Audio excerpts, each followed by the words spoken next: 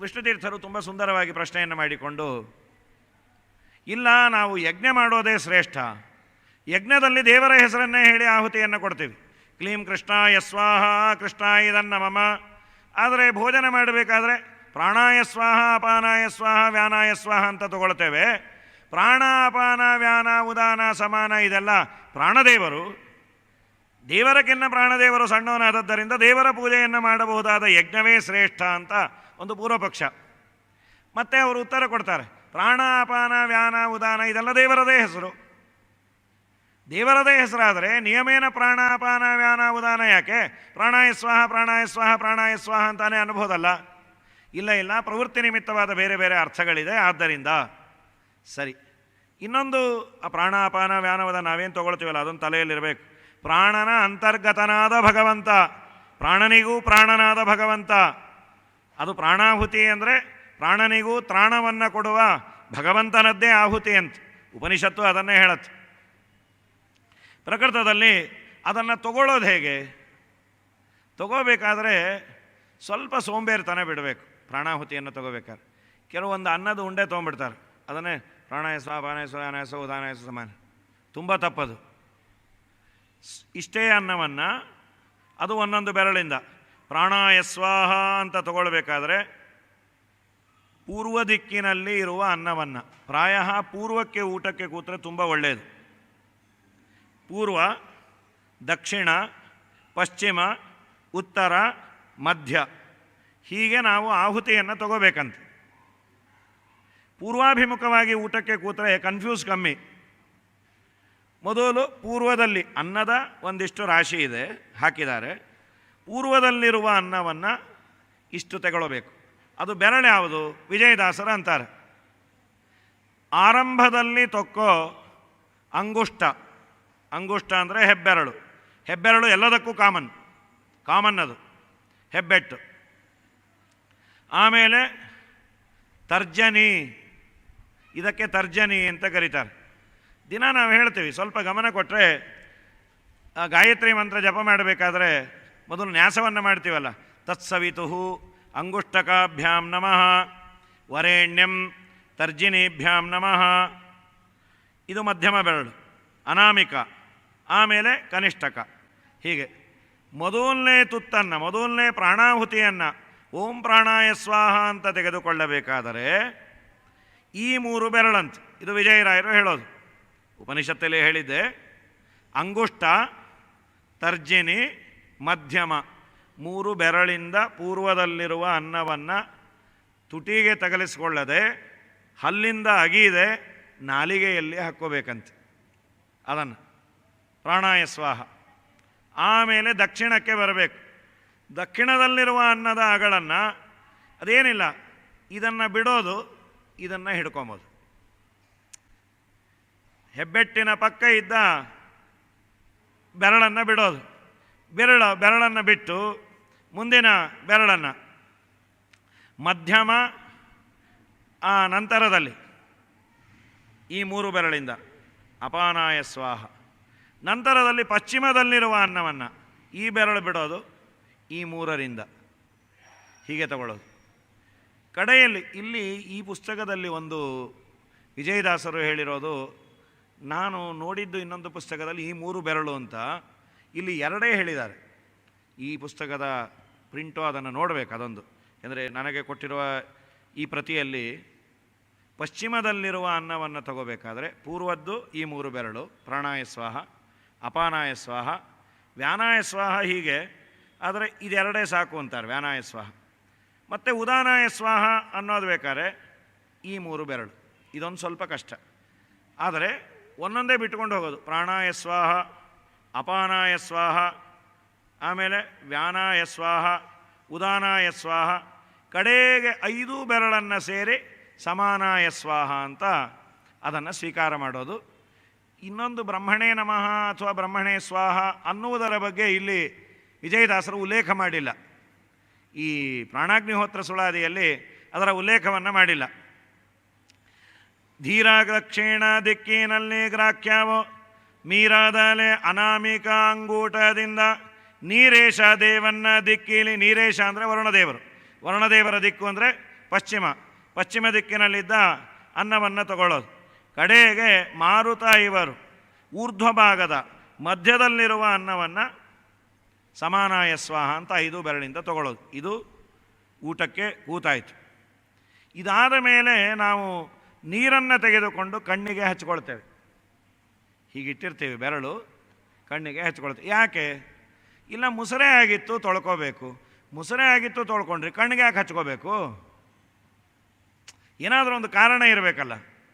ಅದಕ್ಕೆ ವಿಜಯರಾಯರಂತಾರೆ, ನೋಡುವವರ ಯಾರ ದೃಷ್ಟಿಯೂ ನಿನಗೆ ತಾಕಬಾರದು ಅನ್ನುವುದಾದರೆ ಆ ನೀರನ್ನು ಕಣ್ಣಿಗೆ ಹಚ್ಚುವ ಒಂದು. ಇನ್ನೊಂದು ಹೇಳ್ತಾರೆ, ಇದಲ್ಲದೆ ಭಗವಂತನ ಮೂರ್ತಿಗಳನ್ನು ಅನಿರುದ್ಧ, ಪ್ರದ್ಯುಮ್ನ, ಸಂಕರ್ಷಣ, ವಾಸುದೇವ, ನಾರಾಯಣ, ಪ್ರಾಣಾಯ ಸ್ವಾಹ, ಅನಿರುದ್ಧಾಯ ನಮಃ. ಸಾಮಾನ್ಯವಾಗಿ ಈ ಅನಿರುದ್ಧಾಯ ನಮಃ ಅನ್ನೋದನ್ನು ನಾವು ಚಿಂತನೆ ಮಾಡೋದಿಲ್ಲ, ನೈವೇದ್ಯದ ಸಮಯದಲ್ಲಿ ಹೇಳ್ತೇವೆ. ಆದರೆ ನಾವು ಪ್ರಾಣಾಹುತಿಯನ್ನು ತೆಗೆದುಕೊಂಡಾಗೂ ಈ ಚಿಂತನೆಯನ್ನು ಮಾಡಿ ಅಂತಾರೆ. ಸಾರೀರಯ್ಯ ಶಾಂತೀಕೃತಿ ಜಯ ಮಾಯಾ ಲಕ್ಷ್ಮೀ ಮನೋಹರ ಮೂರ್ತಿಗಳ ಅನಿರುದ್ಧಾದಿಯ 3 ರೂಪಗಳ ಸ್ಮರಿಸಿ ಪ್ರಾಣಾಹುತಿ ದ್ವಾರದಿಂದಲೇ. ಇದನ್ನು ನೀವು ಯೋಗ್ಯರ ಜೊತೆಯಲ್ಲಿ ಕೂತು ಮೇಲಿಂದ ಮೇಲೆ ಭಗವಂತನನ್ನು ಸ್ಮರಣೆ ಮಾಡ್ತಾ ಊಟ ಮಾಡಬೇಕಂತ. ದೇವರ ಸ್ಮರಣೆಯನ್ನು ಮಾಡ್ತಾ ಗೋವಿಂದ, ಬೇರೆ ಬೇರೆ ನಾಮಗಳು ಅಂತಾರೆ, ವಿಶೇಷವಾಗಿ ಗೋವಿಂದ. ಇದಾದ ಮೇಲೆ ಊಟ ಮಾಡಬೇಕಾದ್ರೆ ವೈರಾಗ್ಯದಿಂದ ಉಣಲಿಬೇಕು. ಒಂದು ವೈರಾಗ್ಯದಿಂದ ಊಟ ಮಾಡಬೇಕು. ಈಗ ಮಾಡ್ತಾನೇ ಇದ್ದೀವಿ 1 ತಿಂಗಳು, ವೈರಾಗ್ಯವೇ ಇದೆ.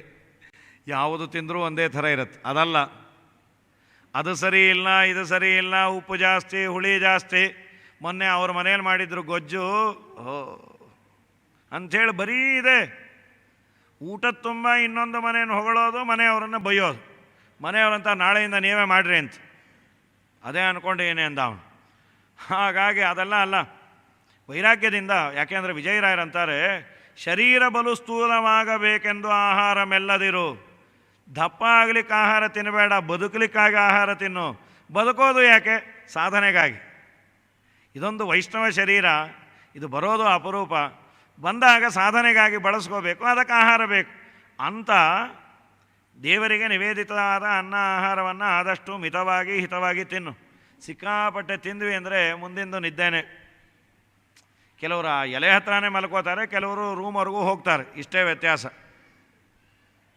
ಅದಕ್ಕೆ ಅಂತಾರೆ, ದಿನಾ ಯಮಧರ್ಮರಾಜ ಬೆಲ್ಲ ಹೊಡಿತಾನಂತ. ಶ್ರೀಶನ ಭಜನಯ ಮಾಡದ ಮನುಜನ ಆಯುಷ್ಯವು ವೃಥ ವೃಥ ಹೋಯಿತು ಯದು ತಾಸು ಬಾರಿಸುತ್ತಿದೆ ಕೇಳಿ ಹರಿದಾಸರೆಲ್ಲ ತಾಸು ಬಾರಿಸುತ್ತಿದೆ ಕೇಳಿ. ಬೆಲ್ ಹೊಡೆದ್ರೆ ಎಲ್ಲರಿಗೂ ಆನಂದ. ಶಾಲೆಯಲ್ಲಿದ್ದರೆ ಮನೆಗೆ ಹೋಗ್ಬೋದು. ಲಾಸ್ಟ್ ಬೆಲ್ ಅಂದರೆ ಟೀಚರ್ಗೆ, ಸ್ಟೂಡೆಂಟ್ಸ್ಗೆಲ್ಲ ಆನಂದ. ಈ ಮಠಗಳಲ್ಲಿ ಬೆಲ್ ಹೊಡೆದ್ರೆ ಏನು ಆನಂದ, ಆಯ್ತೀನಿ ಎಲೆ ಬೀಳತ್ತೆ ಅಂತ. ಈ ಕೆಲವು ಮನೇಲಿ ಕರೀಲಿಕ್ಕೆ ಬಂದಾಗ ನಾವು ಕೇಳೋದು ಅದೇ, ನಮ್ಮ ಮನೇಲಿ ಪವಮಾನ ಹೋಮ ಬರಬೇಕು. ಹೌದಾ, ತುಂಬ ಸಂತೋಷ. ಮಹಾಮಂಗಳಾರತಿ ಎಷ್ಟೊತ್ತಿಗೋ? ಅವ್ರು ಮಹಾಮಂಗಳಾರತಿಗೆ ಬರಬೇಕು ಅಂತಲ್ಲ, ಮಹಾಮಂಗಳಾರತಿಯ ನಂತರದ ಪ್ರೋಸೆಸ್ ಇದೆಯಲ್ಲ, ಪ್ರಾಣಾಯ ಸ್ವಾಹ, ಅದಕ್ಕೆ ಕೇಳಿದ್ರೆ ಬೈತಾರೆ. ಊಟಕ್ಕೆ ಎಷ್ಟೊತ್ತಿಗೆ ನೀವು ಸದಾ ಎಲೆ ಎಲೆ ಎಲೆ ಅನ್ರಿ ಅಂತ. ಅದಕ್ಕೆ ಅವರು ಮಹಾಮಂಗಳಾರತಿ ಎಷ್ಟೊತ್ತಿಗೋ ಅಂತ. ಸೊ ಈ ಬೆಲ್ಲಿಗೂ ಸಂತೋಷಕ್ಕೂ ಒಂದು ಸಂಬಂಧ ಇದೆ. ಅದು ಯಮಧರ್ಮರಾಜ ಬೆಲ್ಲು ಹೊಡೆಯೋದು ಏನು ಸಂದೇಶ ಕೊಡ್ತಾನೆ ಅಂದರೆ, ಒಂದಿನ ಮುಗಿದೋಯ್ತಪ್ಪ, ನಮ್ಮ ಮನೆಗೆ ಬರ್ತೀರಿ, ಬನ್ನಿರಿ, ಮುಂದೊಂದು ಮುಸುಲ್ ಪಂಡಗ ಅಂತ ಬೆಂಡೆತ್ತು ಬಿಡ್ತೀನಿ. ಯಾಕೆ? ಬಾಲ್ಯ ಯೌವನ ವೃದ್ಧ ಕಾಲ ವಿವೇಕವಿಲ್ಲದೆ ಹಾಳಾಗಿ ಹೋಯಿತು ವ್ಯರ್ಥ ಕಾಲ. ಆಹಾರ ತಿಂದು ಬಹಳ ನಿದ್ರೆಯದ ತಿಲೋಲ ಈ ಪರಿಯಿಂದಲೇ ಕಾಲನ ಮನೆಯು ಸಮೀಪವಾಯಿತು ಆಯಿತು ಎಂದು ತಾಸು ಬಾರಿಸುತ್ತಿದೆ ಕೇಳಿ ಹರಿದಾಸರೆಲ್ಲ ತಾಸು ಬಾರಿಸುತ್ತಿದೆ ಕೇಳಿ. ಬಾಲ್ಯ ಯೌವನ ವೃದ್ಧ ಕಾಲ, ಆಹಾರ ತಿಂದು ಬಹಳ ನಿದ್ರೆಯಿಂದ ಇಷ್ಟೇ ಆಯಿತು ಅಂತ. ಆಯುರ್ಹರತಿ ವೈಪುಂಸಾಂ ಉದ್ಯನ್ನಸ್ತಂಚ ಎನ್ನಸೋ ತಸ್ಯರ್ಥೇ ಕ್ಷಣೋ ನೀತಃ ಉತ್ತಮ ಶ್ಲೋಕವಾರ್ಥಯ. ಆಯುರ್ಹರತಿ, ಆಯುಷ್ಯವನ್ನು ತೆಗೆದುಕೊಂಡು ಹೋಗ್ತಾನೆ. ಒಂದಿನ ಸೂರ್ಯೋದಯ ಆಗಿ ಸೂರ್ಯಾಸ್ತ ಆಯ್ತಾ, ಒಂದು ದಿವಸ ನಾವು ಯಮಧರ್ಮರಾಜನ ಮನೆಗೆ ಹತ್ತಿರ ಅಂತ. ರಿವರ್ಸ್ ಗೇರ್ ಇಲ್ಲಪ್ಪ, ವಾಪಸ್ಸು ಆಗೋದಿಲ್ಲ. ಪುರಂದರದಾಸರು ಇದನ್ನೇ ತರ್ಜಮೆ ಮಾಡಿ ಕೊಡ್ತಾರೆ. ಹುಟ್ಟಿದ ದಿವಸ 100 ವರ್ಷ ಆಯುಷ್ಯ, ಒಂದು 100 ಲೀಟರ್ ತುಂಬಿದ ಕೊಳಗ, ಇನ್ನೊಂದು ಖಾಲಿ ಪಂಚಿತ್ರೆ. ಒಂದು ದಿವಸ ಆದರೆ ಆ ಕೊಳಗದಿಂದ ಒಂಚೂರು ನೀರು ಇದಕ್ಕೆ ಹಾಕ್ತಾರೆ. ಹೀಗೆ ದಿನ ಇಲ್ಲಿಂದ ಇಲ್ಲಿಗೆ ಟ್ರಾನ್ಸ್ಫರ್ ಆಗ್ತಾ ಇರತ್ತೆ. ನಮಗೇನು ಅದು ಇನ್ನೂ ಕಮ್ಮಿ ಕಾಣಿಸ್ತಾ ಇರುತ್ತೆ, ಇದು ಜಾಸ್ತಿ. ಸಾಧನೆ ಅಂತ ಹೇಳಿದ್ರೆ ಒಂಚೂರು ಸಾಧನೆ ಶುರು ಮಾಡಲಿ, 8-9 ವರ್ಷ ವಾಯಿಸ್ತಾ, ಅಯ್ಯೋ ಸುಮ್ಮನೆ ರೀ, ಈಗಿಂದ ಮಡಿ ಗಿಡಿ ಎಲ್ಲ ಕಲಸಿ ಪ್ರಾಣ ತೆಗಿಬೇಡ್ರಿ. ನಮ್ಮ ಮಗಂಗೆ ಅದಕ್ಕೆ ನಾವು ಉಪನಯನಕ್ಕೆ ಮಾಡೋದೇ ಬೇಡ ಅಂದ್ಕೊಂಡು, ಅವನಿಗೆ ಬುದ್ಧಿ ಬಂದ ಮೇಲೆ ಮಾಡ್ಕೊಳ್ಳಿ, ಅವನು ಮಾಡ್ತಾನೆ ಆಮೇಲೆ ನಿಂಗೆ. ಹಾಗಾಗಿ ನಾವು ಸಣ್ಣ ವಯಸ್ಸಲ್ಲಿ ಮಾಡೋದಿಲ್ಲ. ಯಾಕೆ? ಇನ್ನೂ ಸಣ್ಣದು ಪುಟ್ಟದು. ಅದು ಹೆತ್ತವ್ರಿಗೆ ಮಕ್ಕಳು ಎಷ್ಟು ದೊಡ್ಡವರಾದರೂ ಪುಟ್ಟದಾಗೆ ಕಾಣ್ತಾರೆ, ಎತ್ಕೊಂಬಕ್ಕಾಗಲ್ಲ ಅಂತ ಬಿಟ್ಟಿರ್ತೀವಿ. ಹೀಗಾಗಿ ಕಡೆಗೆ ಒಂದು ದಿವಸ ಏನಾಗುತ್ತೆ, ಇದು ತುಂಬತ್ತೆ, ಅದು ಖಾಲಿ ಆಗತ್ತೆ. ಇಲ್ಲಿಂದ ಇಲ್ಲಿಗೆ ಹಾಕ್ತೇವೆ, ಕೈ ಮುರಿತೀವಿ ಅಂತ. ನಾನ್ ರಿಟರ್ನ್ ವ್ಯಾಲ್. ಇದು ಆದದ್ದಾಯಿತು, ಇನ್ನಾದರೂ ಒಳ್ಳೆ ಹಾದಿ ಹಿಡಿಯೋ ಪ್ರಾಣಿ. ಉದಯಸ್ತಮನವೆಂಬ 2 ಕೊಳಗದಲ್ಲಿ ಆಯುಷ್ಯ ರಾಶಿಯು ಅಳೆಯುತ್ತೀರೆ. ಸ್ವಾಮಿ ಶ್ರೀ ಪುರಂದರ ವಿಠ್ಠಲರಾಯನ ಧ್ಯಾನವ ಮಾಡಲು ಪಾಪ ಪರಿಹರಿಸುವ ನಾರಾಯಣನೆಂಬ ನಾಮದ ಬೀಜವ ನಾಲಿಗೆ ತುದಿಯಿಂದ ಬಿತ್ತಿರಯ್ಯ. ನಾರಾಯಣ ಅನ್ನೋ ಬೀಜವನ್ನು ಬಿತ್ತರೋ ಸೈಟ್ ಬೇಕಲ್ಲ ಸ್ವಾಮಿ. ಬೆಂಗಳೂರಲ್ಲಿ ತುಳಸಿ ಗಿಡಕ್ಕೆ ಜಾಗ ಇರಲ್ಲ ಪಾಪ. ಪಾಟ್ ತಂದು ಒಂದು ಸಲ ತುಳಸಿಗೆ ಸೂರ್ಯನ ತೋರಿಸಿ ಮತ್ತು ಒಳಗೊಟ್ಟೋಗ್ತೀವಿ. ಜೋಗ್ಚ ಸೂರ್ಯನ ದೃಶೆ. ಎಲ್ಲಿ ಜಾಗ ರೀ? ಸಿಕ್ಕಾಬಟ್ಟೆ ಕಾಸ್ಟ್ಲಿ. ಚಿಕ್ಕ ಚಿಕ್ಕ ಸೈಟು, ಯಾರ್ದೋ ಮನೆ ಸೈಟು ಚಿಕ್ಕದು, ಎಡವದ್ರೆ ಮುಂದಿನ ಮನೇಲಿ ಬಿದ್ದೋದಂಥವ್ನು, ಅಷ್ಟು ಪುಟ್ಟ ಸೈಟು ಹೀಗಿರುತ್ತೆ. ಅದಕ್ಕೆ ಅಂತಾರೆ ನೋಡಪ್ಪ, ನೀರು ಕಣ್ಣಿಗೆ ತೊಡೆಯೋ ಶೂದ್ರಾದಿ ಪ್ರತಿಗ್ರಹ ಪಾರ ದೋಷಗಳೆಲ್ಲ ಹೋಗುವಂತೆ. 2, ಒಂದು ದೃಷ್ಟಿಯಲ್ಲಿ ದೋಷ ಪರಿಹಾರ ಆಗುತ್ತೆ. ನೀನು ಯಾರ್ಯಾರಿಂದಾನೋ ತೊಗೊಂಡಿರ್ತಿ, ಅಯೋಗ್ಯರಿಂದ ದಾನ ತೊಗೊಳ್ಬಾರ್ದಂತೆ.